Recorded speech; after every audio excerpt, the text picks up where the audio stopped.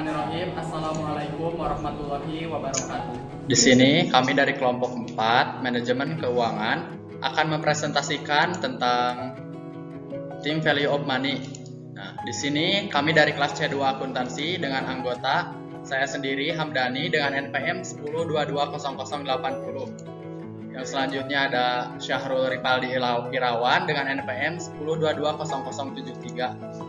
Dan juga Mira Nisaul Haq dengan NPM 10220057. Ada juga Rahmah Arindri dengan NPM 10220085. Nah, Team Value of Money atau di sini ada pembahasannya dibagi menjadi 4. Yang pertama pengertian, yang kedua istilah yang digunakan, dan yang ketiga bunga sederhana atau simple interest, dan yang keempat ada bunga majemuk atau composting.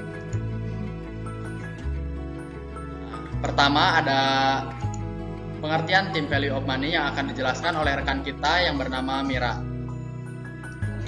Bismillahirrahmanirrahim. Terima kasih kepada saudara Hamdani yang telah memberikan saya kesempatan untuk mempresentasikan dari mata kuliah manajemen keuangan. Yang pertama yaitu pengertian Time Value of Money. Pengertian dari Time Value of Money yaitu dalam bahasa Indonesia disebut juga dengan nilai waktu uang, adalah merupakan suatu konsep yang menyatakan bahwa nilai uang sekarang akan lebih berharga daripada nilai uang di masa yang akan datang, atau suatu konsep yang mengacu pada perbedaan nilai uang yang disebabkan karena perbedaan waktu. Pengambilan keputusan pada analisis ekonomi teknik banyak melibatkan dan menentukan apa yang ekonomis dalam jangka panjang. Nah, dari pengertian di atas itu adalah nilai uang saat ini akan berbeda dengan nilai uang di masa yang akan datang. Kemudian nilai uang saat ini lebih berharga dibandingkan dengan nilai uang di masa yang akan datang. Nah, ini sebenarnya kebalikannya. Jadi nilai uang mungkin kalau kita lihat misalnya kita punya uang 1000 saat ini, belum tentu nilainya akan sama di masa yang akan datang. Kemudian sebenarnya apa yang bisa kita kaitkan? Kalau kita lihat di sini ternyata ada faktor bunga yang membuat ternyata nilai uang saat ini akan berbeda dengan nilai uang di masa yang akan datang. Jadi intinya di sini ada faktor bunga atau nama lainnya yaitu diskon faktor.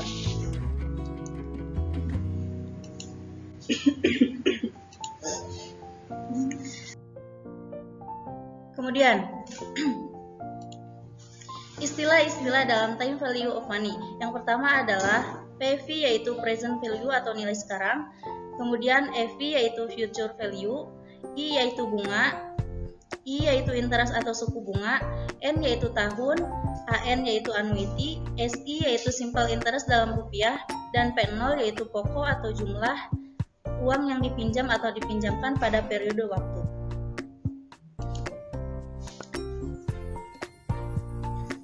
Kemudian yang pertama yaitu ada bunga sederhana atau simple interest. Bunga sederhana yaitu apabila total bunga yang diperoleh berbanding linier dengan besarnya pinjaman awal atau pokok pinjaman. Tingkat suku bunga dan lama periode pinjaman yang disepakati, maka tingkat suku bunga tersebut dinamakan tingkat suku bunga sederhana atau simple interest rate. Bunga sederhana jarang digunakan dalam praktik komersial modern. Total bunga yang diperoleh dapat dihitung dengan rumus yang disingkat yaitu IPIR, di mana I yaitu total bunga tunggal, P yaitu pinjaman awal, I yaitu tingkat suku bunga, dan N yaitu pokok pinjaman. Kemudian yang kedua yaitu suku bunga majemuk atau compound interest. Pengertiannya yaitu apabila bunga yang diperoleh setiap periode yang didasarkan pada pinjaman periode ditambah dengan setiap beban bunga yang terakumulasi sampai dengan periode tersebut, maka bunga itu disebut bunga majemuk. Perbedaan yang terjadi dikatakan oleh pengaruh pemajemukan atau compounding. Perhitungan bunganya dilakukan berdasarkan pinjaman pokok, dan bunga yang dihasilkan pada periode sebelumnya. Perbedaan tersebut akan semakin besar bila jumlah uang semakin sebesar atau periode lebih lama.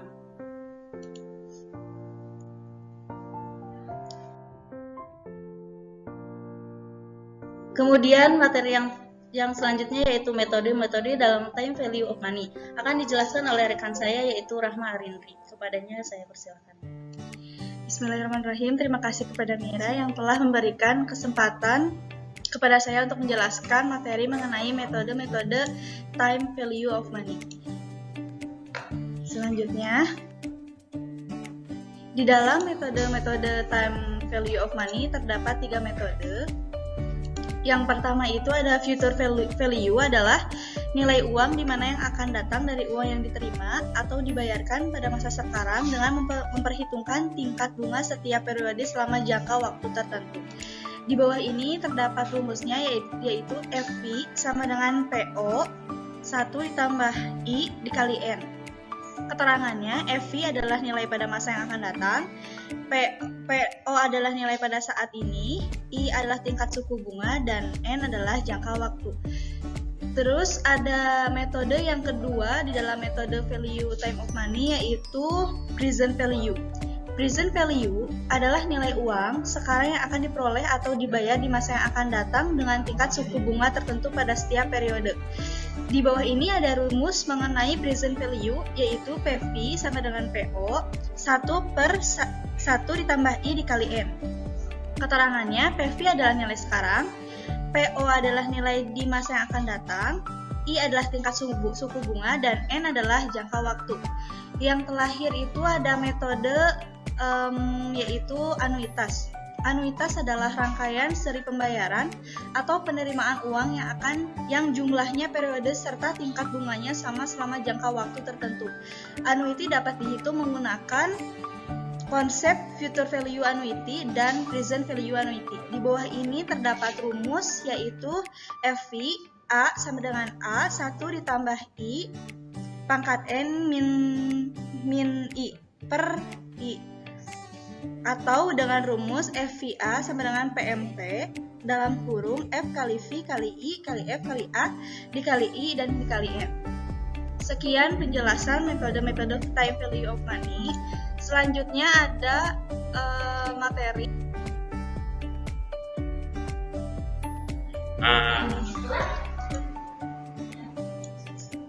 Untuk menjelaskan konsep equivalency, misal seorang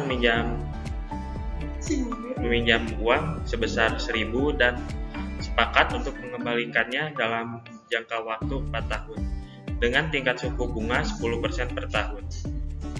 Terdapat banyak cara untuk membayar kembali pokok pinjaman dan bunga untuk menunjukkan konsep equivalency seperti pada tabel berikut.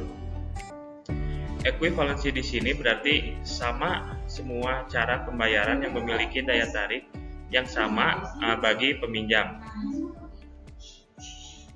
Berikut adalah tampilan tabel. Terdapat 3 cara dalam tabel tersebut.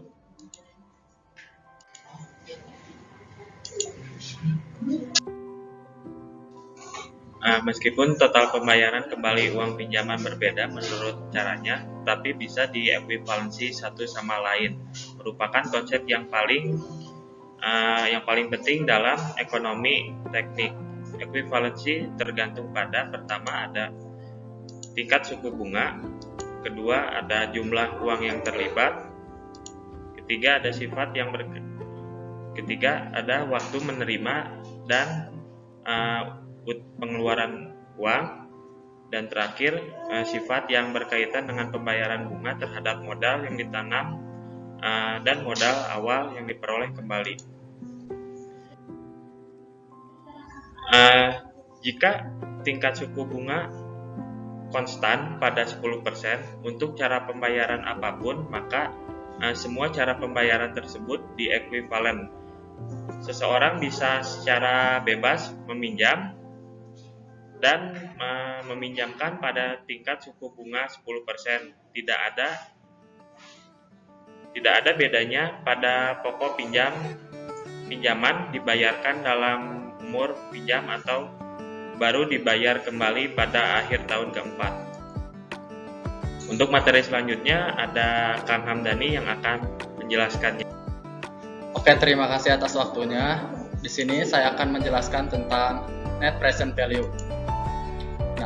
Keputusan investasi merupakan keputusan manajemen keuangan yang paling penting di antara ketiga keputusan jangka panjang yang diambil manajer keuangan. Disebut penting karena selain penanaman modal pada bidang usaha yang membutuhkan modal yang benar, juga keputusan tersebut mengandung resiko tertentu serta langsung berpengaruh pada nilai perusahaan. Nah, langkah-langkah pengambilan keputusan investasi itu, pada umumnya langkah-langkah yang perlu dilakukan dalam pengambilan keputusan investasi adalah sebagai berikut. Ada 4. Yang pertama, adanya usulan investasi atau proposal investasi. Yang kedua ada memperkirakan arus kas atau cash flow. Dan yang ketiga ada mengevaluasi profitabilitas investasi. Yang keempat ada memutuskan menerima atau menolak usulan tersebut. Net present value sendiri ini ada pengertiannya, yaitu NPV atau net present value merupakan selisih antara pengeluaran dan pemasukan yang telah didiskon dengan menggunakan social opportunity atau cost of capital sebagai diskon faktor, atau dengan kata lain merupakan arus kas yang diperkirakan pada masa yang akan datang yang didiskontokan pada saat ini. Untuk menghitung NPV diperlukan data tentang perkiraan biaya investasi, biaya operasi, dan pemeliharaan, serta perkiraan manfaat atau benefit dari proyek yang direncanakan. Dari perhitungan NPV mengandalkan pada teknik arus kas yang didiskontokan. Rumus PP atau arus kas masuk dan keluar yang didiskontokan pada saat ini atau present value yang dijumlahkan selama masa hidup dari proyek tersebut dihitung dengan rumus sebagai berikut. RT dibagi 1 ditambah I pangkat T. Di mana T itu adalah waktu arus kas dan I kecil ya adalah suku bunga diskonto yang digunakan, dan T. Langkah-langkah menghitung NPV sebagai berikut. Tentukan nilai sekarang dari setiap arus kas, termasuk arus masuk dan arus keluar yang didiskontokan pada biaya modal.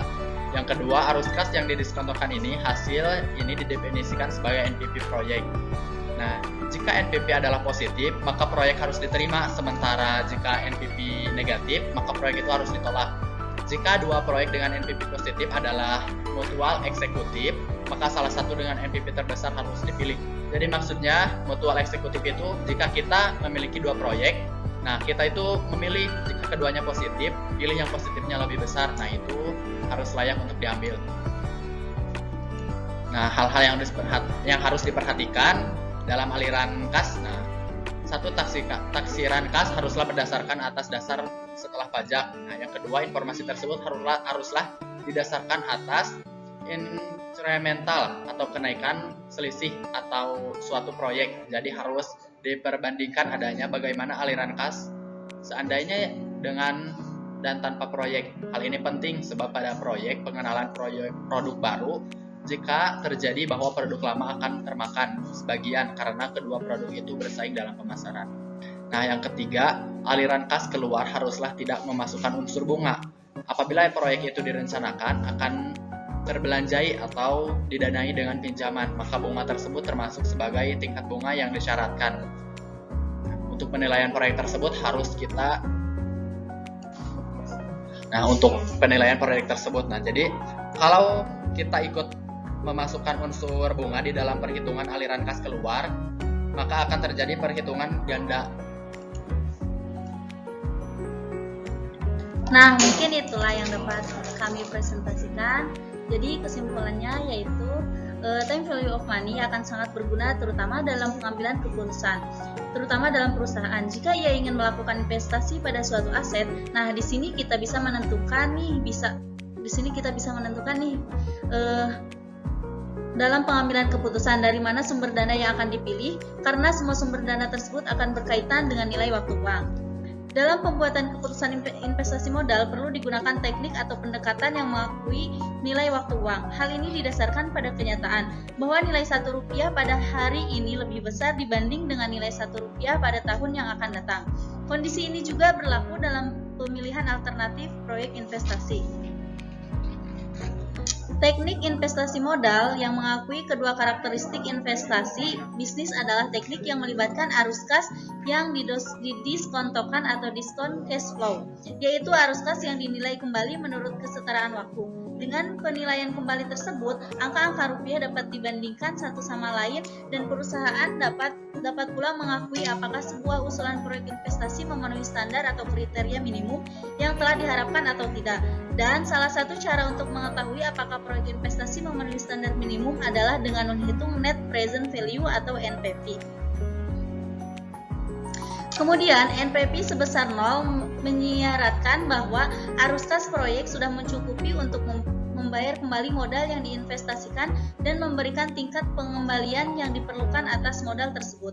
Jika proyek memiliki NPV positif, maka proyek tersebut menghasilkan lebih banyak dari yang dibutuhkan untuk menutup utang dan memberikan pengembalian yang diperlukan kepada pemegang saham perusahaan.